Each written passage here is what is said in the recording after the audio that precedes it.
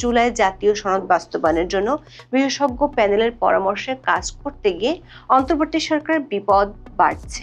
শেষ মুহূর্তে সরকারের নজরে এসেছে বিশেষজ্ঞ প্যানেলের পরামর্শ অনুযায়ী সাংবিধানিক আদেশ জারি করে জুলাই সনদ জারি করলে খোদ অন্তর্বর্তী সরকারই অকার্যকর হয়ে যাবে।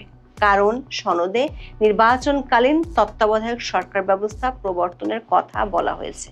ফলে সংবিধানের অন্তর্বর্তী সরকারের কোনো বিধান না থাকায় খোদ নিজেদের গদি হারানোর শঙ্কা পেয়ে বসেছে অধ্যাপক ইউনূস ও তার মিত্রদের। এমন শঙ্কায় মিত্রদের সাথে দেন দরবার আর বোঝাপড়া করতে আমেরিকা ছুটে গেছেন জাতীয় ঐকমত্য কমিশনের সহসভাপতি ডক্টর আলী রিয়াজ।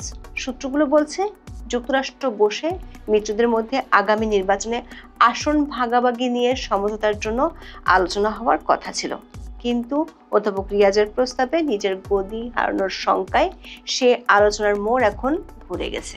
ফলে মিত্রদেরকে সাংবিধানিক আদেশের মাধ্যমে জুলাই সনদের প্রস্তাব থেকে ফিরিয়ে আনাই হবে নিউ ইয়র্কে বসে আলোচনার মূল জায়গা। শান্তিতে নোবেল বিজয়ী অধ্যাপক ইউনূস বাংলাদেশে ক্ষমতার মসনদে বসার প্রথম 10 মাসে 11টি দেশ সফর করেছিলেন।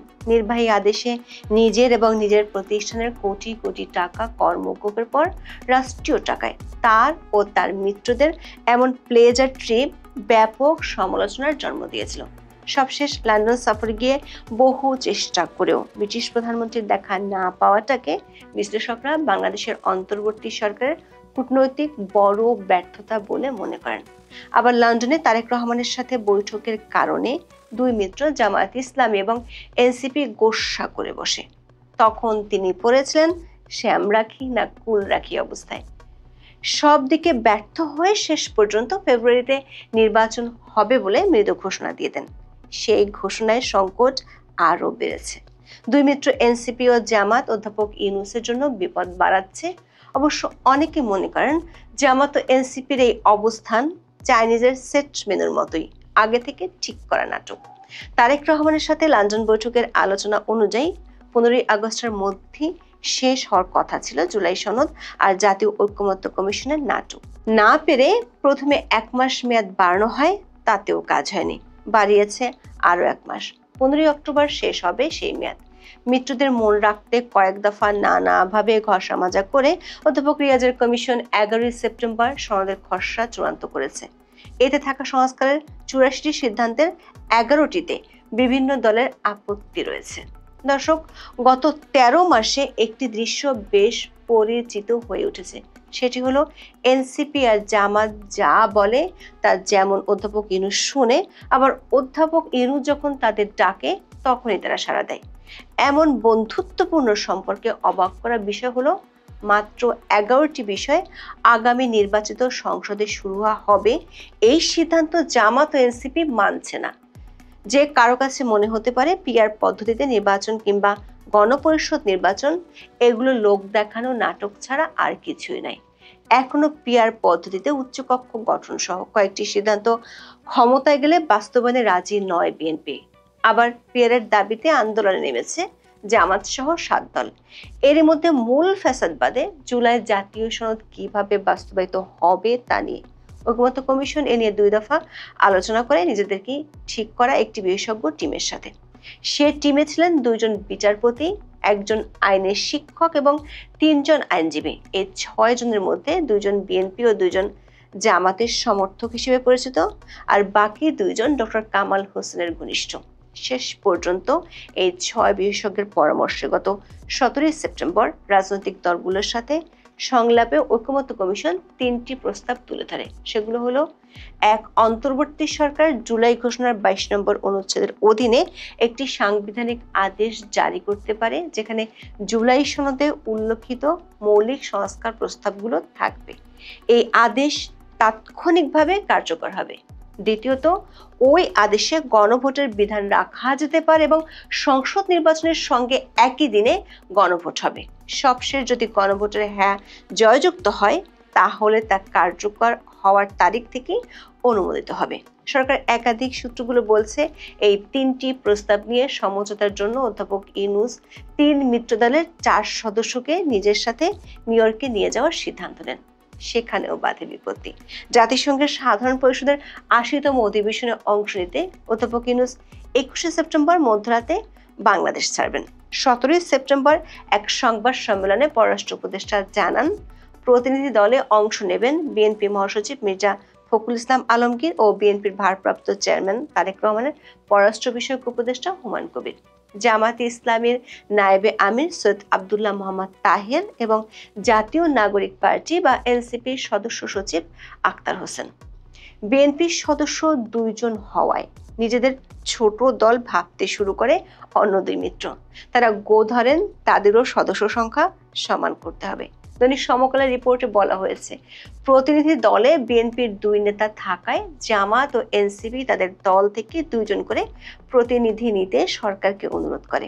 তবে নির্ধারিত সময়ের মধ্যে ভিসা প্রক্রিয়া শেষ করা কঠিন হয় আগে থেকে যাদের মার্কিন ভিসা ছিল তাদের বেছে নেওয়া হয় প্রতিনিধি দলে। নতুন করে জামাতের পক্ষে আমির ডক্টর নকিবুর রহমান, যিনি এরই মধ্যে যুক্তরাষ্ট্রে আছেন, তিনি এবং এনসিপির পক্ষ থেকে তাসনিম যারা, তিনিও আছেন যুক্তরাষ্ট্রে। দর্শক, কত বছর অধ্যাপক ইউনূস একই সম্মেলনে যাওয়ার সময় তার পিআর টিম থেকে ফলাও করে প্রচার করা হয়েছিল মাত্র ৮ জনের টিম নিয়ে তিনি নিউ ইয়র্ক সফরে যাচ্ছিলেন। পরে দেখা গেছে ৫৭ জনের বহর নিয়ে তিনি যুক্তরাষ্ট্র ঘুরতে গিয়েছিলেন। তবে এবার কতজনের টিম নিয়ে যাচ্ছেন সেটি এখনো খোলাসা করেনি তার দপ্তর। সূত্রগুলো বলছে, ৩ মিত্র দলকে সাথে নিয়ে যাওয়ার উদ্দেশ্য দুটি। এক, যুক্তরাষ্ট্র আওয়ামী লীগের পক্ষ থেকে প্রতিবাদ কর্মসূচির নামে অধ্যাপক ইউনূসের জন্য কোনো বিব্রতকর পরিস্থিতি তৈরি করলে সেটি এই ৩ মিত্র দলকে দিয়ে ঠেকানো। রাজনৈতিক দলগুলোর মধ্যে সংঘাতময় পরিস্থিতি তৈরি করে এমন ন্যারেটিভ দাঁড় করানো যাতে এটি তুলে ধরা যায় যে ফ্যাসিস্টের বিরুদ্ধে সরকারের পক্ষে ৩টি দলই এক হয়ে কাজ করছে। তবে আসল উদ্দেশ্যটি ভিন্ন। সেটি হলো ৩ মিত্রের মধ্যে আগামী নির্বাচনে আসন ভাগাভাগির আলোচনা, যেটি অনেক দিন ধরে শুরু করা যাচ্ছে না, সেটি স্পর করে ফেলা।